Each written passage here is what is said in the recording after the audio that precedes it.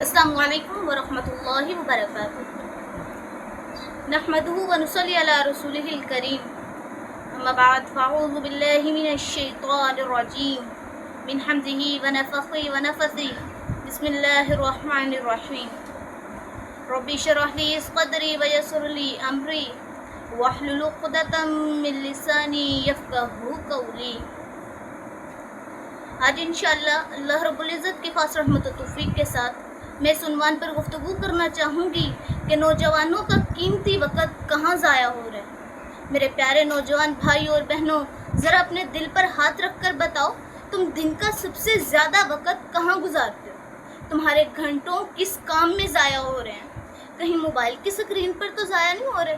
क्या वो वक़्त गेम्स और ड्रामों को देख कर तो नहीं ज़ाया हो रहा?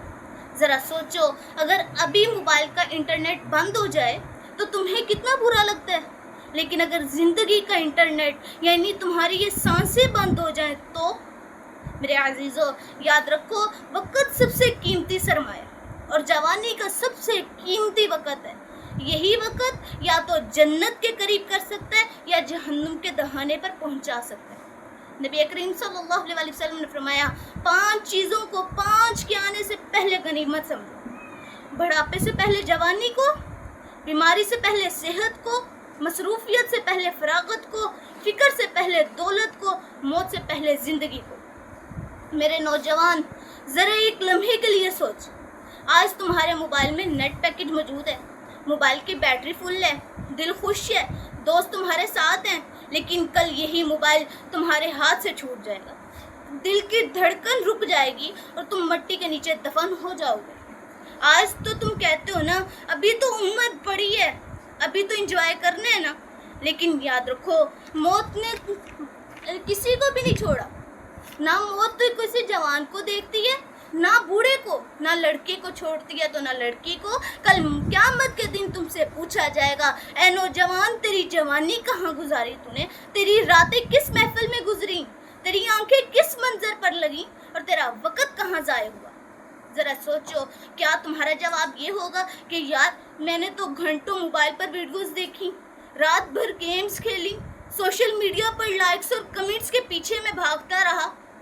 या ये जवाब होगा कि अल्लाह, मैंने अपने वक़्त को कुरान, नेकी और खिदमत खलक में लगा दिया। याद रखो, जवानी एक बार मिलती है, वक़्त एक बार मिलता है और ये मौका दोबारा नहीं आता। अगर आज इसकी कदर ना की तो कल पछताने का कोई फ़ायदा नहीं होगा। आज तो हम अपने मोबाइल पर गेम्स और दुनियावी लज्जतों के पीछे इस सरमाए को ज़ाया कर रहे हैं, लेकिन कल क़यामत के दिन ये सवाल होगा कि ऐ नौजवान, तेरी जवानी कहाँ गुजरी? मेरे भाइयों और बहनों, वक़्त की अहमियत को समझाने के लिए अल्लाह ताला ने कुरान करीम में ज़माने की कसम खाई।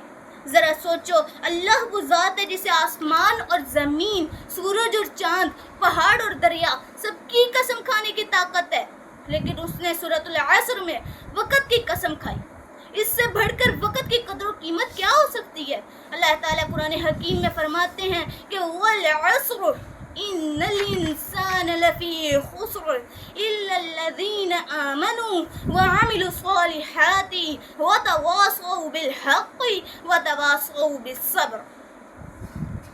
वल अस्र, कसम है मुझे ज़माने की, इन्नल इंसान लफ़ी खुस्र, बेशक हर इंसान खसारे में है, हर इंसान नुकसान में है, हर इंसान घाटे में है, लेकिन 4 लोगों के अलावा, इल्लल्लज़ीना आमनू, ईमान वालों के अलावा, व अमिलुस सालिहात, और नेक अमल करने वालों के अलावा, तीसरे नंबर पर व तवासौ बिल हक़, हक बात कहने वाले, और चौथे नंबर पर व तवासौ बिस सब्र, हक बात कहने के बाद सब्र करने वाले। इस सूरत को बयान करने का मकसद जो था वो यही था कि अगर वक़्त ईमान, अमाल और खैर की नसीहत में नहीं लग रहा तो वो वक़्त बर्बाद है और ऐसा शख्स सरासर खसारे में ही है।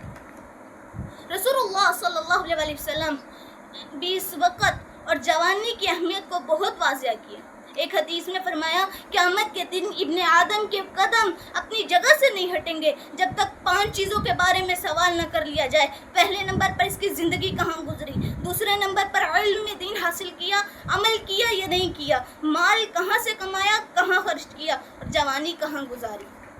میرے بھائی اور بہنوں، غور کرو، نماز، قرآن، علم دین چھوڑ کر اگر ہم دن رات صرف موبائل، گیمز، ڈراموں اور سوشل میڈیا میں وقت برباد کر رہے ہیں تو قیامت کے دن ہم کیا جواب دیں گے؟ اب سوال یہ ہے کہ ہم اپنے وقت کو، قیمتی جو وقت ہے اس کو ضائع ہونے سے کیسے بچائیں۔ آئیے چند عملی راستے سمجھتے ہیں جس کے ذریعے ہم اپنے قیمتی وقت کی حفاظت کر سکتے ہیں۔ پہلے نمبر پر نماز کو اپنی زندگی کا مرکز بنا لو۔ 5 وقت کی نماز صرف عبادت نہیں ہے بلکہ ایک نظام وقت ہے۔ یہ جو نماز کو سنبھال لیتے ہیں وہ اپنے قیمتی وقت کو بھی سنبھال لیتے ہیں۔ دوسرے نمبر پر قرآن اور علم دین کو اپنا ساتھی بنا لو۔ روزانہ کم از کم 1 رکوع کی تلاوت کرو، اس کا ترجمہ پڑھو، سمجھو کہ اللہ تعالیٰ ہم سے کیا کہنا چاہ رہے ہیں، اللہ تعالیٰ ہمارے سے کیا فرما رہے ہیں، کیا بات کر رہے ہیں اللہ تعالیٰ۔ تیسرے نمبر پر نیک صحبت اختیار کرو۔ یاد رکھو، دوست انسان کے وقت اور ایمان دونوں کو بناتے بھی ہیں اور بگاڑتے بھی ہیں۔ نیک اور دیندار دوستوں کے ساتھ رہو تاکہ تمہارا وقت بھی خیر میں لگے۔ چوتھے نمبر پر وقت کا شیڈول بنا لو۔ دن کا ایک پلان تیار کرو۔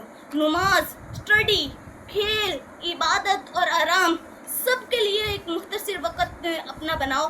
جو نوجوان اپنے ٹائم کا شیڈول بنا لیتے ہیں نا، وہ زندگی میں کبھی ناکام نہیں ہوتے۔ 5ویں نمبر پر فارغ وقت کو ہنر اور مہارت میں لگاؤ۔ موبائل پر گھنٹوں ضائع کرنے کی بجائے نا کوئی نئی مہارت سیکھ لو، عربی زبان سیکھ لو، کمپیوٹر سیکھ لو، گرافکس سیکھ لو، بزنس کوئی سیکھ لو، کوئی بھی فن سیکھ لو تاکہ تمہارا جو وقت مستقبل کا ہے وہ کامیابی میں لگے۔ 6 نمبر پر بری صحبت اور گناہوں سے بچو۔ گناہوں میں ڈوبا ہوا وقت صرف دنیا میں برباد ہی نہیں کرتا بلکہ آخرت کو بھی تباہ کر دیتا ہے۔